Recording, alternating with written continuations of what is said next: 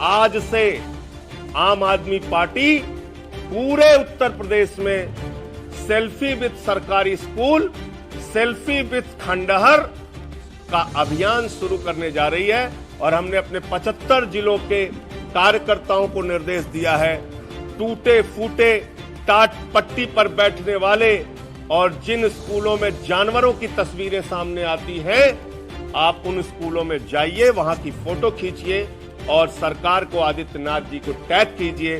हमारा अभियान आज से चलेगा, सेल्फी विद सरकारी स्कूल, सेल्फी विद खंडहर। जो सरकारी स्कूल खंडहर में तब्दील हो चुके हैं, उनके साथ वो तस्वीर हम उत्तर प्रदेश की जनता को दिखाना चाहते हैं। अभी भी लेकिन 25 घंटे हो गए। जो पार्टी अरविंद केजरीवाल जी के चुनाव लड़ने के ऐलान के बाद तुरंत प्रतिक्रिया देने के लिए मैदान में आ जाती है, 25 घंटे से गजनी मोड में चली गई है। उसको याद ही नहीं कि उसने क्या बोला था। भूल गए कि वो दिल्ली के शिक्षा मॉडल पे बात करना चाहते हैं, स्वास्थ्य मॉडल पे बात करना चाहते हैं, बिजली पानी के मॉडल पे बात करना चाहते हैं। अरे इस फील्ड के तो सचिन तेंदुलकर है अरविंद केजरीवाल, हम तो चाहते हैं इस पे बात करो। योगी आदित्यनाथ जी बरेली में वो चुप क्यों है? बहस के लिए सामने क्यों नहीं आते आप लोग? इसलिए नहीं आ सकते आप क्योंकि आप प्राथमिक विद्यालय झोपड़ी में चलाते हैं बिजनौर के अंदर। कल मैंने वो तस्वीरें दिखाई थी। झोपड़ी में उत्तर प्रदेश का प्राइमरी स्कूल चल रहा है। मिर्जापुर में बच्चों को नमक रोटी खाने के लिए दी जाती है। 28,000 स्कूलों के अंदर बिजली का कनेक्शन उत्तर प्रदेश में नहीं है। आप उत्तर प्रदेश के स्कूलों की और दिल्ली के स्कूलों की चर्चा करना चाहते हैं, कीजिए।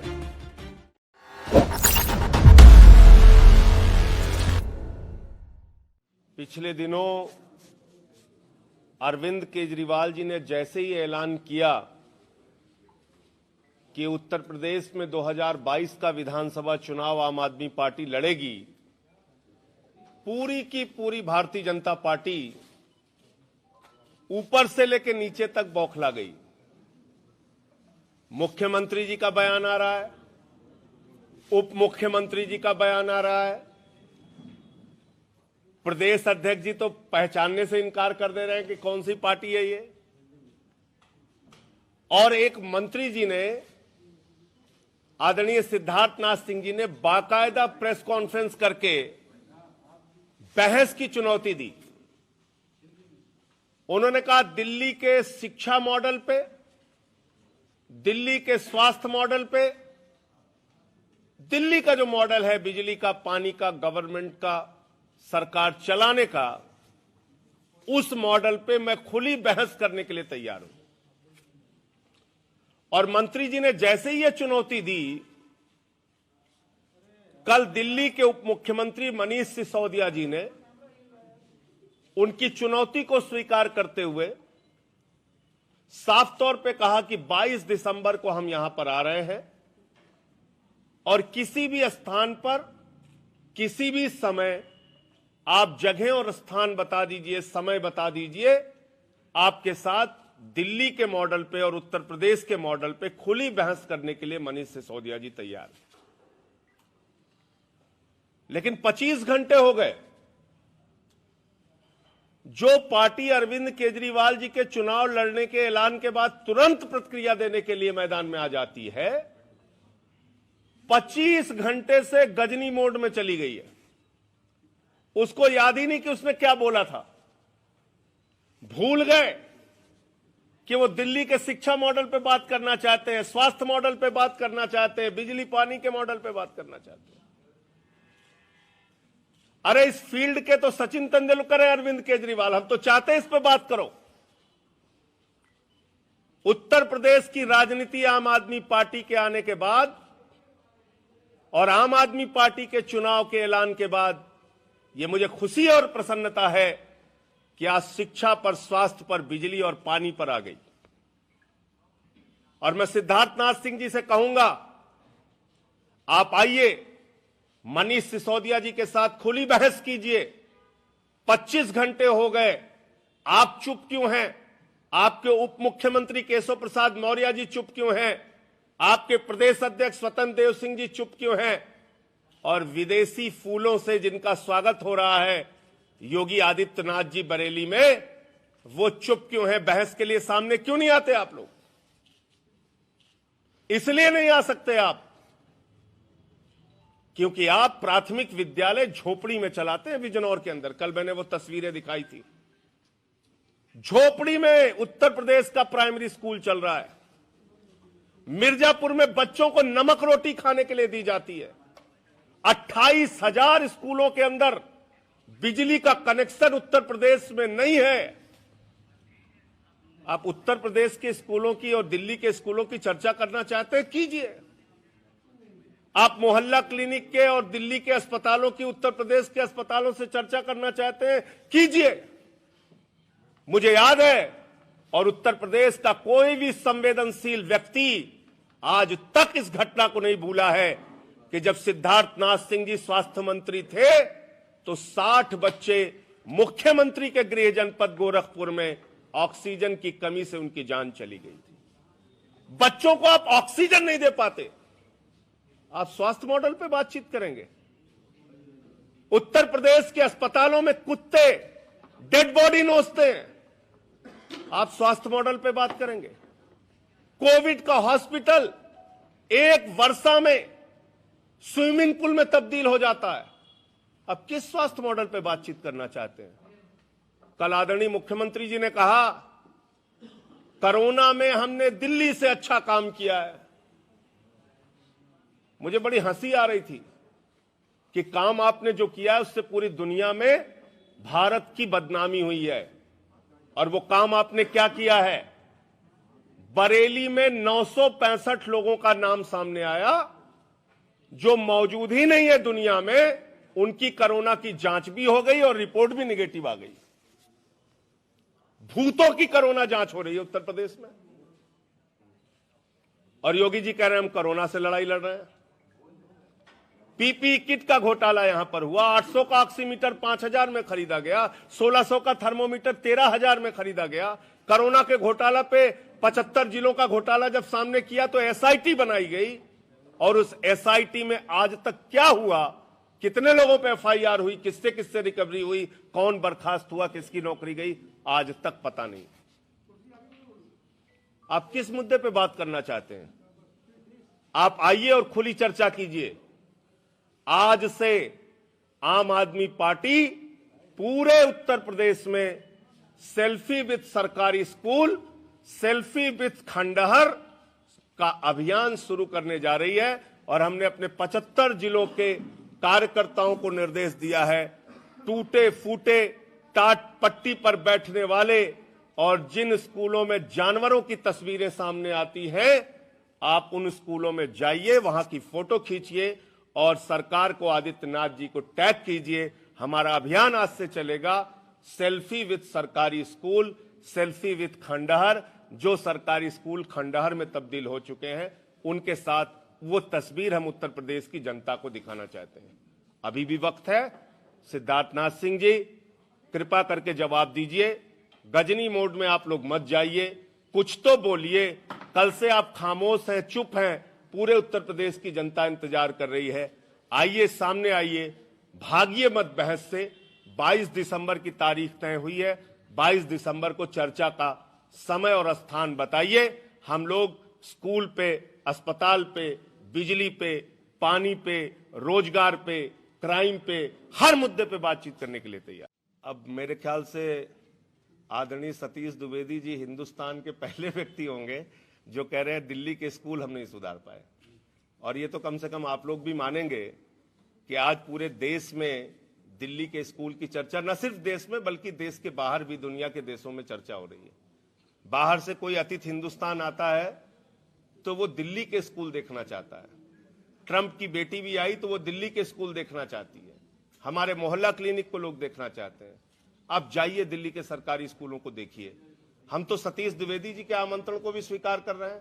आ तो रहे हमारे शिक्षा मंत्री जी 22 तारीख को, अपने स्कूल दिखवा दीजिए और चलिए हमारे साथ दिल्ली के स्कूल भी देख लीजिए। आप चलिए ना, ये तो अच्छी बात है, एक दूसरे को सीखने को मिलेगा। हम आपके स्कूल देख पाएंगे, आप हमारे स्कूल देख लेंगे।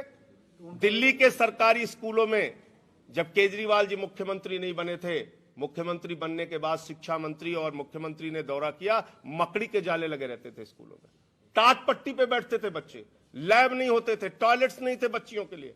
आज वहां पे एयर कंडीशन कमरे बच्चों की पढ़ाई के लिए बने हैं, एथलीट के ग्राउंड, स्विमिंग पूल, हॉकी के ग्राउंड। आप दिल्ली के सरकारी स्कूलों को देखेंगे, वर्ल्ड क्लास दिल्ली के सरकारी स्कूल है। आप दिखाइए ना, सतीश द्विवेदी जी के इस आमंत्रण को हम स्वीकार करते हैं। संजय जी उनका कहना सिर्फ एक स्कूल में सारी सुविधाएं हैं। ये कहने से नहीं चलेगा ना, हम तो कह रहे हैं आप भी चलिए और सतीश द्विवेदी जी भी चले, सब लोग मिलकर देखते हैं। देखिए, किसान आंदोलन के बारे में मैं कई बार इस बात को कह चुका हूं, और जब यह आंदोलन इतना बृहद रूप नहीं भी लिए हुए था तो एक आंदोलन देश की पार्लियामेंट में हुआ था, आपको याद होगा। और मैंने संसद के अंदर जब माइक तोड़ा था, ये काला कानून जब पढ़ा जा रहा था उस वक्त, तो ऊपर से लेकर नीचे तक बीजेपी रो रही थी, माइक तोड़ दिया, माइक तोड़ दिया।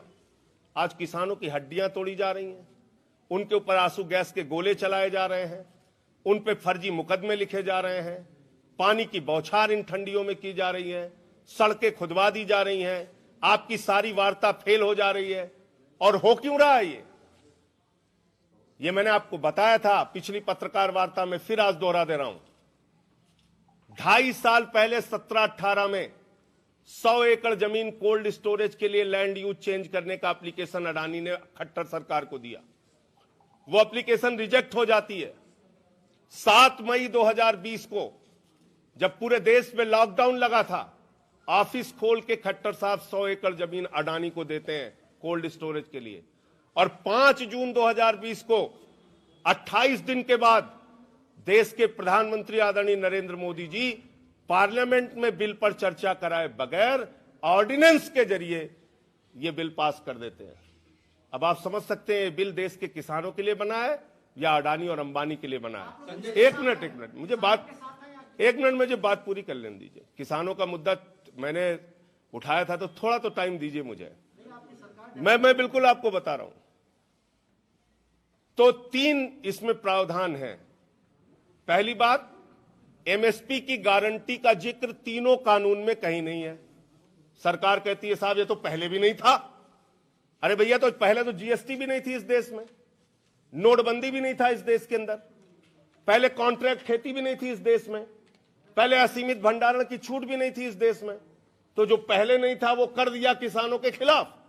अब जो वो कह रहे हैं कि एमएसपी की गारंटी दे दो हमारे हक में, कह रहे हो नहीं साहब पहले भी नहीं था, अब भी नहीं रहेगा। तो पहले तो जिन लोगों ने नहीं किया उनको 40 सीट पे पहुंचा दिया जनता ने, आप भी 40 सीट पे पहुंच जाओगे अगर आपका यही हाल रहेगा तो। एक बात। दूसरी बात, आपने कॉन्ट्रैक्ट फार्मिंग लिख दी। अब हिंदुस्तान जैसे देश में जहां 80 से 85% किसान 2.5 एकड़ से कम की जमीन वाला है, वहां पर आप कॉन्ट्रैक्ट फार्मिंग ला रहे हैं। यूरोप के और दुनिया के तमाम बड़े देशों में, अमेरिका जैसे देशों में कॉन्ट्रैक्ट फार्मिंग फेल हो गई। और ये मैं नहीं कह रहा हूं, पार्लियामेंट के अंदर स्वर्गीय अरुण जेटली जी ने इस बात का जिक्र किया है। आप अपने ही खेत में किसान को इस फार्मिंग का, कॉन्ट्रैक्ट फार्मिंग के जरिए गुलाम बना देंगे और उसको न्यायालय जाने का भी अधिकार नहीं है, वो एसडीएम की कोर्ट या डीएम की कोर्ट में जाएगा। तीसरा प्रावधान जो आप जर्नलिस्ट के लिए भी खिलाफ है, कर्मचारी के लिए भी खिलाफ है, माताओं बहनों के लिए भी खिलाफ है, हर गृहिणी के लिए खिलाफ है, वो है असीमित भंडारण की छूट। सस्ते में गेहूं, सस्ते में चावल, सस्ते में फल, सस्ते में सब्जियां किसानों से खरीदी जाएंगी, उसको बड़े बड़े कोल्ड स्टोरेज में रखा जाएगा और जब बाजार में उसकी कमी हो जाएगी तो महंगे दामों पर उसको बेचा जाएगा। यानी इस देश के अंदर आज जमाखोरी, कालाबाजारी और महंगाई को इस कानून के जरिए लीगलाइज कर दिया गया है। इसलिए हम इस काले कानून का विरोध करते हैं और ये काला कानून पार्लियामेंट का स्पेशल सेशन बुला के वापस करना चाहिए। लेकिन दुर्भाग्य से यह पहली बार हो रहा है कि आज जब किसानों के खिलाफ ये काला कानून पास करना था, उस वक्त कोरोना की महामारी के दौरान भी पार्लियामेंट चलाई गई और बिल पास किया गया। आज जब किसानों का आंदोलन चल रहा है, पार्लियामेंट में चर्चा होनी चाहिए, तो विंटर सेशन नहीं होगा, संसद के अंदर पार्लियामेंट के मेंबर्स चर्चा नहीं कर सकते। ये काला कानून वापस लेने के लिए सरकार पे दबाव ना बनाए, इसलिए उन्होंने विंटर सेशन खत्म कर दिया। ये बहुत ही दुर्भाग्यपूर्ण है संसदीय लोकतंत्र के लिए भी और हमारी संवैधानिक परंपराओं के लिए, संसदीय परंपराओं के लिए भी। तो इसलिए कल संत बाबा राम सिंह जी की गोली मार के उन्होंने आत्महत्या कर ली और ये कहा कि किसानों की हालत से हम दुखी हैं, जुल्म करना और जुल्म सहना दोनों अपराध है। ऐसी हालत हो रही है और आप अभी भी इस आंदोलन में आतंकवादी हैं, नक्सलवादी हैं, खालिस्तानी हैं, पाकिस्तानी हैं, चाइना वाले हैं।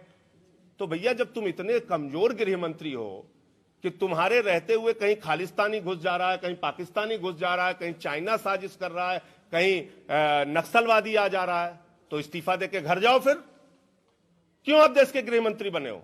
तो ये हर आंदोलन को बदनाम करने की जो कोशिश है बीजेपी की, ये बहुत ही खतरनाक है।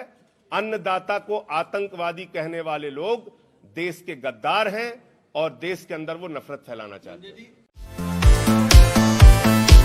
अगर आपको हमारे वीडियोस पसंद आए तो प्लीज लाइक करें, सब्सक्राइब करें और शेयर करें।